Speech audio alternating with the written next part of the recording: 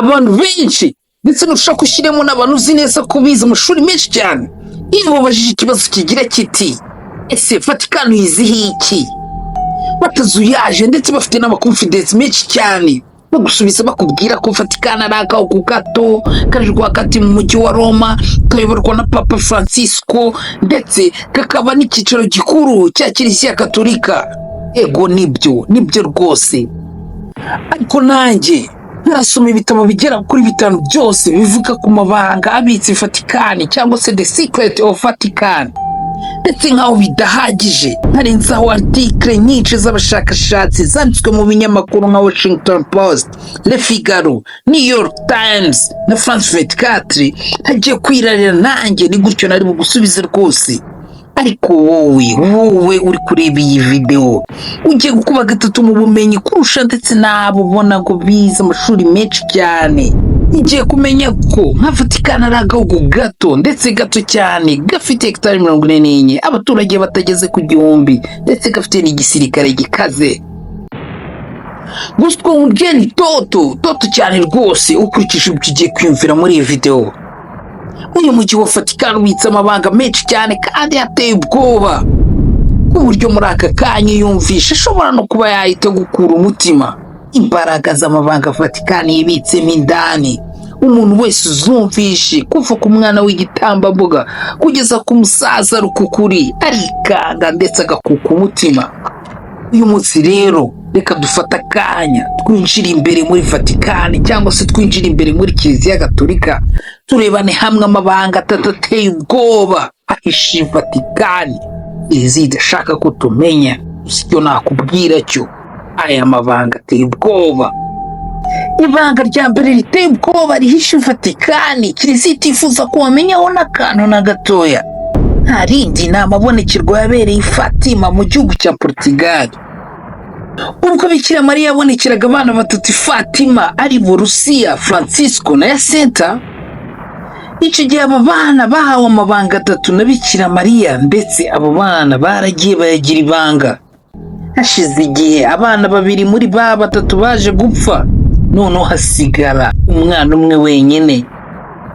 Gusa ayo mabanga 2 yo yari yararangije kujya hanze. Nta ibanga rya mbere ryavugaga ko Bikira Mariya abonekera abo bana yaberetse ikuzimu abereka ibihabera byose. Ibanga rya kabiri rikavuga ko ari iryagaragazaga intambara y'isi ya mbere n'ukuntu izakurikirwa n'intambara y'isi ya kabiri. Ariko nanone ibanga rya gatatu ry'uwo mwana wari warasigaye muri ba 3 babonekewe i Fatima yasabwe n'umupadiri wahari Fatima ati iri banga ryandike kandi urifunge. Nuko iryo banga barifunze bakaryohereza i Vatikani. Iryo banga na n'uyu munsi abantu benshi bakomeje kwibaza n'iki cyari kirimo. Bibaza bati iryo banga ryarimo iki? Iryo banga na n'uyu munsi abantu benshi bakomeje kurishidikanyaho bibaza bati iryo banga ryarimo iki? Mu minsi ishize nibwo baje kuvuga ngo iryo banga rya gatatu ryari rikubiyemo ko ari cyagiye Papa Paulo wa II yaraswaga ngo umugabo wera azazamuka ku musozi bamurase ngo ariko ntago azapfa. Ndetse binavugwa ko iyo baruwa Papa Paulo wa II yarayifunguriye akayisomera ndetse agasanga ibyo bintu ngo byari byarahanuwe koko. Byahise binamuviramo kubabarira uwo muntu wari waramurashe. Ariko abandi bakavuga bati ukuntu Vatikani cyangwa se Kiliziya yakomeje guhisha iryo banga ntago ari ibyo gusa byaba bishemo. Ntabwo bumva ukuntu Bikira Mariya yaraje kuvuga gusa ngo Papa bazamurasa ngo ariko ngo ntago azapfa, ahubwo bumva ko hari harimo n'ibindi byinshi Kiliziya idashaka ko tumenya. Urugero, hari nk'abavuga ko muri iri banga rya gatatu hashobora kuba hari hakubiyemo amabanga y'ukuntu isi izarimbuka, ariko ngo hanini bitewe n'ibyaha bidasanzwe bizaba biri kubera mu isi ariko Kiliziya idashaka kuvugaho. Aba bavuga ibi batanga urugero rw'ibyaha by'abaryamana bahuje ibitsina kandi Kiliziya ikaba idashaka kubivugaho. bikaba bibaza Imana ikaba ishaka kurimbura isi. Ikindi kandi bakaba banabihuza no muri iyi minsi n'ukuntu Kiliziya Gatolika iri gushyigikira ndetse igaha umugisha abaryama n'abahuje ibitsina mu buryo bwemewe n'amategeko. Bakavuga bati nimba ryabanga ari byo rivuga, Kiliziya ikaba iri gushyigikira ikanaha umugisha bari abantu, byaba bisobanuye iki?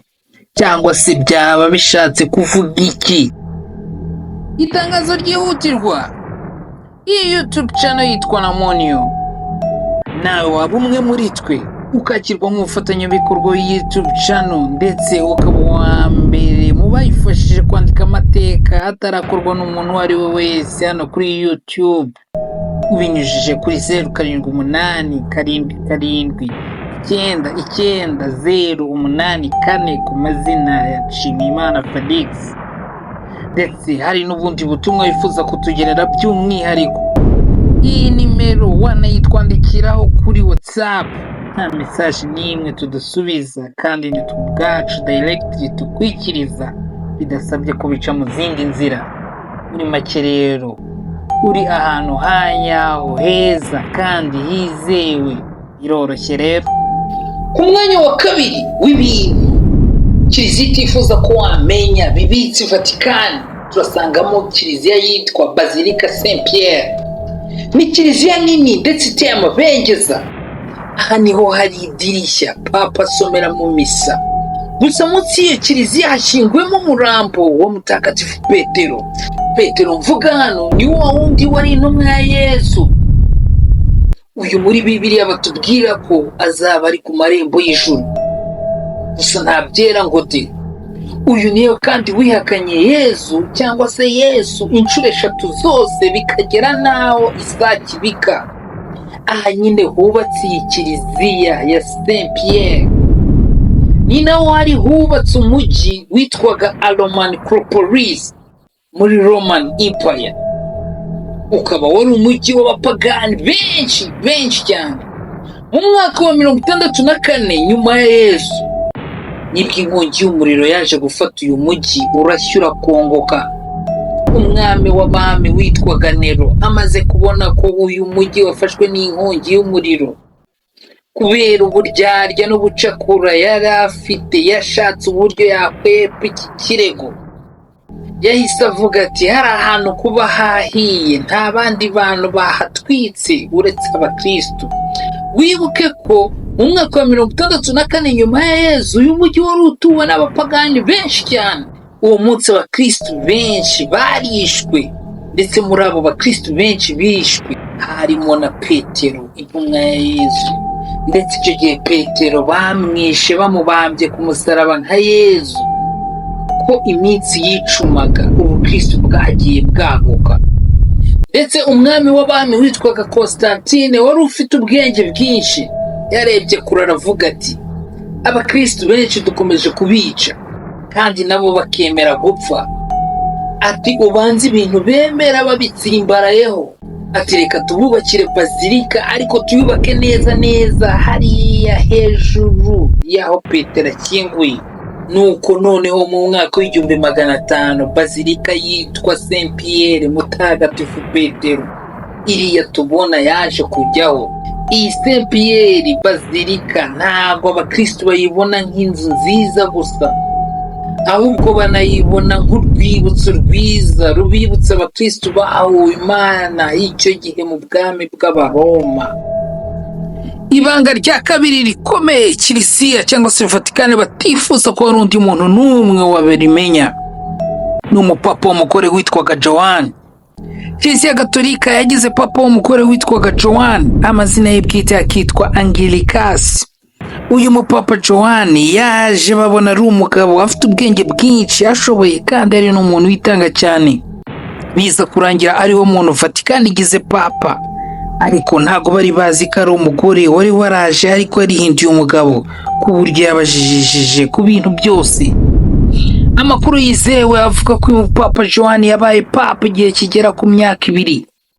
Gusa ngo umunsi umwe uyu mupapa ari gusoma message kwikubita hasi imbere y'abakristo, bivuga ko ngo bari baramuteye inda ikaba ariyo yabashije kumutura hasi bene ako kageni, ndetse binavugwa ko uyu mupapa Joan yaje gupfa ari kubyara, gusa abandi bantu bakavuga ko Kiliziya cyangwa se Vatikani bahise bamwica, kuko guhera ubwo nta wigeze abona umurambo we cyangwa se ngo hamenyekane irengero ry'umwana yari agiye kwibaruka. Binavugwa ko iyi nkuru ariyo nkuru yari ishyushye mu kinyejana cya 13. Ese koko yarishwe? Ndakwifuriza nanjye niyifuriza kuzaronka ubwami bw'ijuru aho tuzishima iteka ryose. Iyi YouTube channel yitwa Namoneo. Shalom.